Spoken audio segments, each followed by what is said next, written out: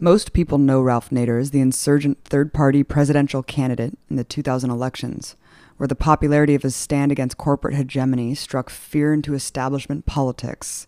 But hundreds of millions experience Nader's legacy every day. Most notably, how virtually every automobile safety measure, from seatbelts to airbags, is the product of his relentless campaign against auto industry giants, saving millions of lives. A longtime political figure and consumer advocate with a unique experience fighting from the center of Washington, I wanted to hear what he had to say about today's political climate. So your main focus early on, of course, in your political career was the auto industry, where you heavily critiqued their safety standards. General Motors went after you pretty hard. I wanted you to outline the insane tactics that the industry employed against you. Well, they had a habit. They had hired former FBI agents who retire on their security staff. So anybody who criticized them and got it through the media, they'd send a detective to get dirt on them. So I guess I was just in line, and they sent detectives to trail me. They trailed me to Iowa, where the Attorney General of Iowa was holding auto safety hearings. They stubbed their toe, though, when they trailed me up to the new Senate office building. I was scheduled to testify before Congress in a few days. And you see, if you obstruct a congressional witness, that's a felony. So the guard caught them, and Senator Ribkoff had hearings. Senator Bobby Kennedy was on the show, on the hearings rather, and they summoned the president of General Motors, who admitted it. And that created a huge wave to enact the 1966 Motor Vehicle and Highway Safety Laws, which irregularly enforced have saved over 3 million lives. How hard would it be to pass similar legislation today? It would be hard because there have now been like 65 million cars recalled in the last couple of years from domestic and foreign manufacturers, Toyota, Honda, General Motors, VW, Diesel. And it still is not enough to get bills sponsored by Senator Blumenthal, Senator Markey, to put the criminal penalty in the Auto Safety Act. They got it out of it in 1966. That's one of the battles we lost. So for willful and knowing sale of defective motor vehicles that are killing and injuring people, there's no criminal penalty. But it's not moving in Congress. This is the worst Congress probably in well over a century in terms of being indentured both to a rigid ideology that is enslaved by corporatism, giant corporate power. We should never use the word government unless we use the word corporate government, because Wall Street has taken over Washington more than any time in our history. They put their high executives in government positions like Secretary of Treasury, Secretary of Defense. They fund both parties in terms of campaign contributions. They've got tons of lobbyists working full time while the consumer and worker has very few. So they turn the government against its own people, because the one force that can prosecute these big corporations, that can countervail them, that can expose them is the government. So they're working overtime decade after decade to create the corporate state. Let's talk about your experience running for president. Michael Moore endorsed you. I remember at your rally, he said the lesser of two evils is still evil. He's up there, and then him and Bill Maher on their knees, embarrassingly groveling to you, begging for you not to run in 2004. What happened? Oh, they got cold feet, to put it metaphorically. What happened was that they saw the Green Party, in their interpretation, as, quote, taking enough votes to throw the election to the Republicans in Florida. But of course, that's factually deprived, because as Al Gore is the first to realize, there are all kinds of sine qua non reasons he lost the election. He lost his home state of Tennessee. Who would do that? He didn't allow Clinton to campaign in Arkansas. Just if he got Arkansas, he'd be president. And in Florida, all kinds of shenanigans, as we know, fiddling around with thousands of people and labeling them ex-felons, couldn't vote because they had names like ex-felons did, the butterfly ballot, the shenanigans in southern Florida, the Supreme Court ruling Republican 5, Democrat 4, 5-4 to stop the Florida Supreme Court from continuing the recount, and on and on. And, you know, he knows why he lost. You never say, oh, the Green Party took votes away. I think Bush took more votes away from Gore, right? They like to use the third parties as a scapegoat, so they don't like to look at themselves in the mirror, because the Democrats have been dialing for the same dollars. They're indentured to the same corporate interests. They become very cautious, and they can't even make an issue out of one bad vote after another that the Republicans pass through the House of Representatives, because, oh, we might not get this $50,000 from this interest, or 100,000. So they wouldn't even go forward with the minimum wage, which is the cardinal issue of the Democratic Party going back to Franklin Delano Roosevelt until a few years ago. Now they're sort of timid about it. Hillary Clinton didn't come out for a higher minimum wage, which is frozen now at $7.25 per hour, till May of 2014. The last prominent Democrat to jump on the $10.10 minimum wage being proposed by Democrats in Congress. Even after letters were sent to her from women's groups, from children's groups, please, Hillary, come out for it, come out for it.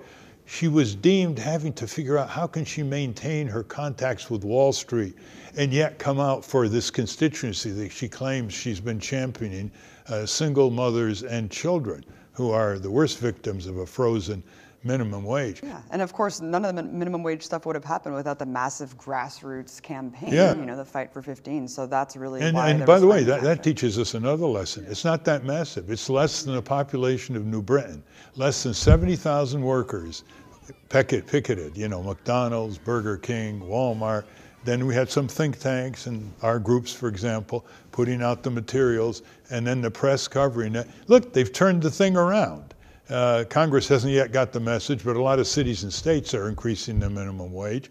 They've turned it around, and I keep saying it's a lot easier than we think to turn it around. When you're pushing for a good change for our country that's supported by a majority of the people, left-right support by workers on minimum wage increase, for example, it doesn't take that many people to turn it around. Back to the election and this kind of rhetoric that reinforces the two-party dictatorship. You know, it's funny that people don't blame the antiquated Electoral College. They don't blame Gore for not fighting the Supreme Court on that decision more. Do you just feel like punching people in the face when they still tell you that they blame you? I mean, it's just unbelievable. Well, you can't argue with them because they don't want to listen. They'll come up to you and they'll say, you cost Gore the election. And I say, well, let's discuss it. And they just walk away. It's a total closed mind. You see, because it's what I call one-step thinking, which is impulsive. They don't go and say, oh, really? How many other conditions, any one of which he had control of, that was bungled by the Democratic Party, which would have put him in the White House. But take the Electoral College. There's a man in San Francisco. He runs a foundation, Steve Silberstein. He decided a few years ago to hire 6 or 7 people full-time and get rid of the Electoral College. Not by constitutional amendment, by just getting one state after another passing a law saying that we will throw our electoral votes to whoever wins the national vote. The moment enough states pass these laws to get to 270 electoral votes, that's all you need to win, you know, the presidency. Well, he's at 165. He's gotten California to pass the law, New York to pass the law, Maryland to pass the law. And if he gets to 270, never again will a presidential candidate come in second in the popular vote and win the election. What other country allows that kind of bizarre result? Now, this is just one person and a half a dozen full-time people. That's incredible. It's easier than we think to turn it around. Well, how much is the entire electoral process rigged from top to bottom as someone who is on the inside for so long? And, I mean, the Electoral College is just obviously one facet of that. Hugely rigged. First of all, do you ever see a country that calls itself a democracy where the politicians pick the voters instead of the voters pick the politicians. That's called gerrymandering. So if the Democrats dominate one state politically or Republicans dominate another, they carve it up with their computers, look like snakes, the congressional districts, so that they can more likely win. That should be a crime. The politicians pick the voters, whoever happens to win the governorship in the state legislature. A second is they keep all challengers off the debates, third-party challengers. Therefore, there's no competitive democracy. Without a competitive democracy, you can't have a democracy. Third, they're not changing the role of money in politics. And so they're dialing for the same dollars, Republican, Democrat. They dial for Walmart dollars, Exxon dollars. They dial for banking dollars, insurance dollars. So, he who pays the piper plays the tune. The fourth is that they crush the third parties from getting on the ballot. It's all exhausting to get on the ballot in most states. Some states are okay, they're pretty easy. New Jersey, Tennessee, pretty easy. But try North Carolina, try Texas, try California, even Virginia, very, very hard to get on the ballot. So if candidates can't get on the ballot, that means voters don't have enough choices. So the rights of candidates to get on the ballot provides meaning for the voter because they can have choice of candidate and agenda. That's just the beginning of how our electoral system has been rigged by a two-party duopoly or a two-party dictatorship. When did they change the rules about the debates? Well, the debates used to be run until 1988 by the League of Women Voters. And the two parties thought that the League was too uppity. It wasn't controlled enough. So they created a commission on presidential debates. Sounds official, it's just a private corporation, a toy in the hands of the two parties, Republican, Democrat. And guess what? They decide, the two parties decide, one, how many debates there are going to be, so they only have about 3.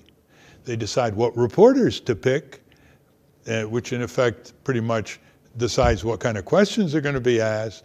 They decide who's going to fund it. And Anheuser-Busch is one funder, AT&T is another funder, Ford Motor Company. It's hard to make it up, right? And as a result, they keep third parties from having a chance to have a chance. Third-party candidates cannot grow. I mean, I campaigned in 2000. I filled every major stadium. I mean, every major convention hall, like the Boston Garden, Madison Square Garden, the Target Center, and Minneapolis, and others. And I only reached 2% of the people that I could have reached had I been on just one of the 3 debates. National polls, including the Fox poll, had me to be on the debates. They supported me and Pat Buchanan to get on the debates. Maybe they wouldn't be voting for us, but they didn't want to fall asleep. So Bernie Sanders has already said that he will endorse Hillary Clinton at the end of the day, and also that he won't run as an independent. It seems like that's pretty crazy considering his swell of support. Why do you think he would do that? Well, he wants to hold on to his committee assignments because he's getting seniority now. He doesn't want to be ostracized. He's often said, I don't want to do what Ralph Nader did.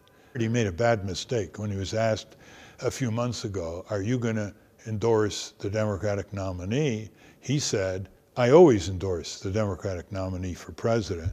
What he should have said is, it depends on who the nominee is. So he lost his bargaining chips, in effect. And he probably knows that the Democratic Party machinery is controlled by the Clintons. The primary details and procedures and all that is heavily in the Clintons' hands, and that he's going to just change the conversation in the country, pay attention to Main Street over Wall Street, drug prices, other things like that, minimum wage increase, stronger unions. And by April, he's done. And what is he going to do? He's got millions of people supporting him. He's got more money than any other insurgent candidate has ever had. He'll probably end up raising $80 million, which is way more than he ever dreamed. And suddenly, he's up there on the stage holding Hillary, saying, I, Bernie Sanders, endorse Hillary Clinton. What is that going to do to all these millions of people? Many of them young people. They're going to move into, cynicism, withdrawal, disgust. It may actually damage the voter turnout. What I would suggest his followers do is basically say, Bernie, you are not going to endorse Hillary Clinton until she endorses your agenda. And she endorses it specifically, not with vague rhetoric. She says she's going to move for congressional hearings. She's going to have a deadline at when she is going to make certain proposals. And she's going to have regular meetings with your progressive constituency and not be a bubble, surrounded by a bubble in the White House.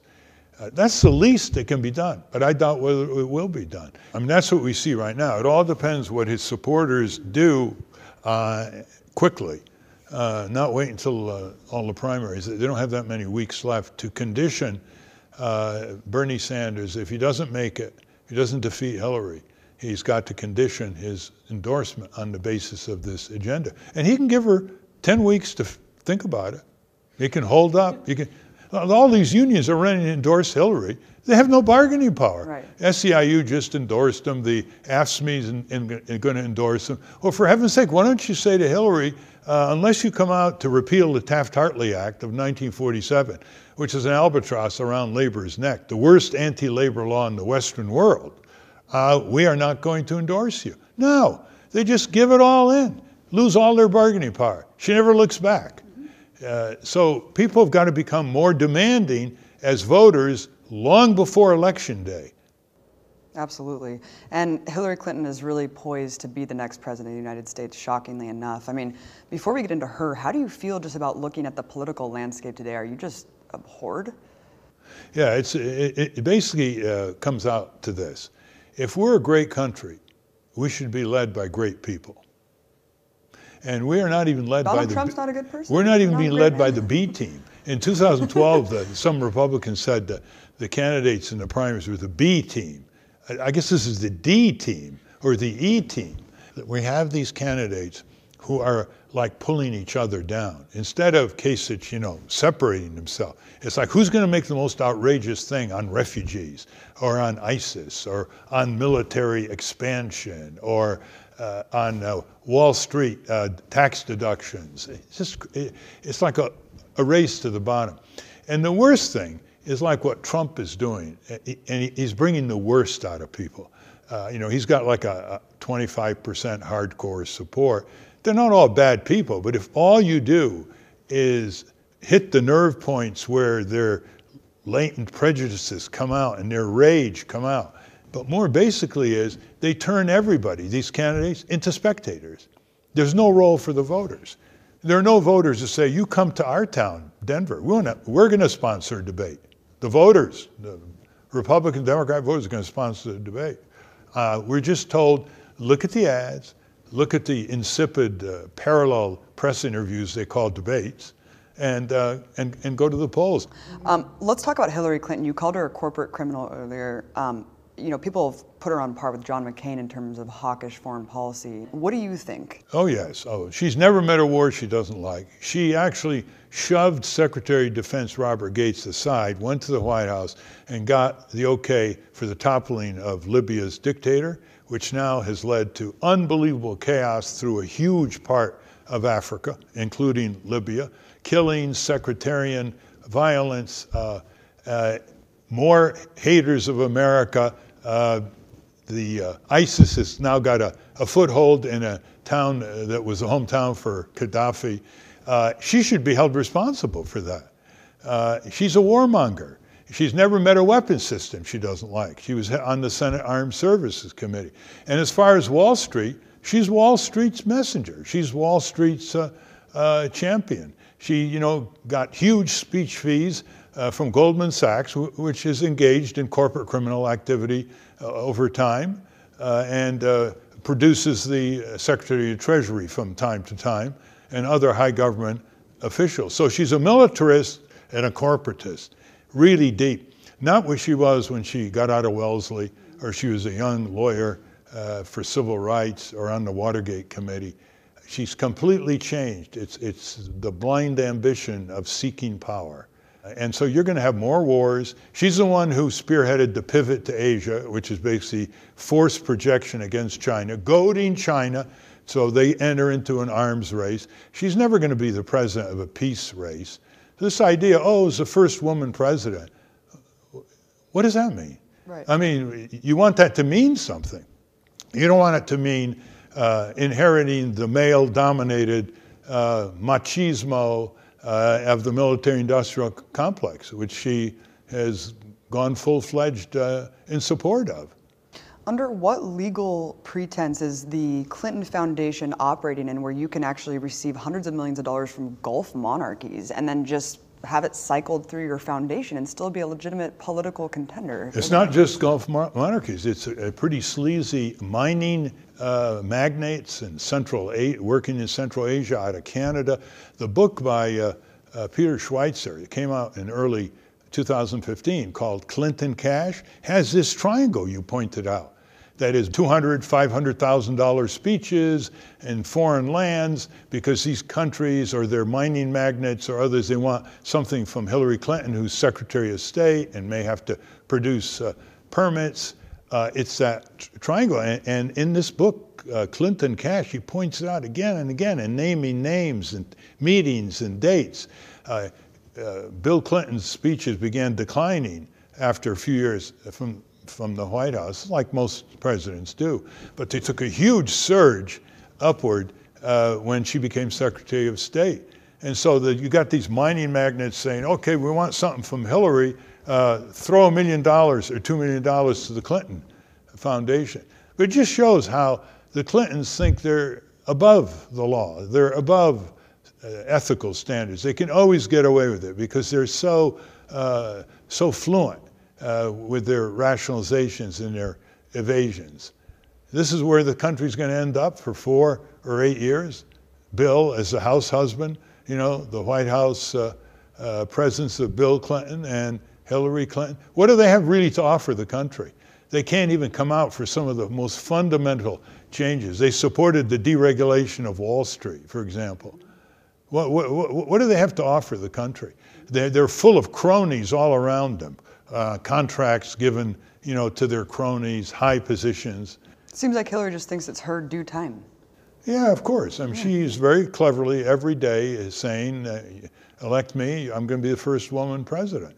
You know, it's like anything else.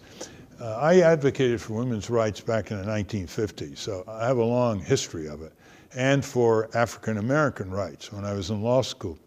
But I always thought this, Abby, that freeing African Americans and women for full opportunity should be more than just an upward career move.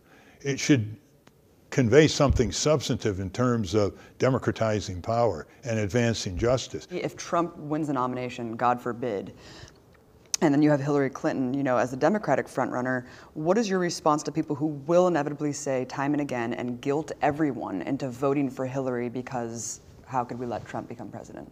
Well, I don't think Trump's going to be the nominee because, first of all, he's going to push the envelope too far in some of these rallies and throw people out, and they may get hurt, and it just gets more turbulent. And then you start seeing, is this the brown shirts, you know, from fascist Europe?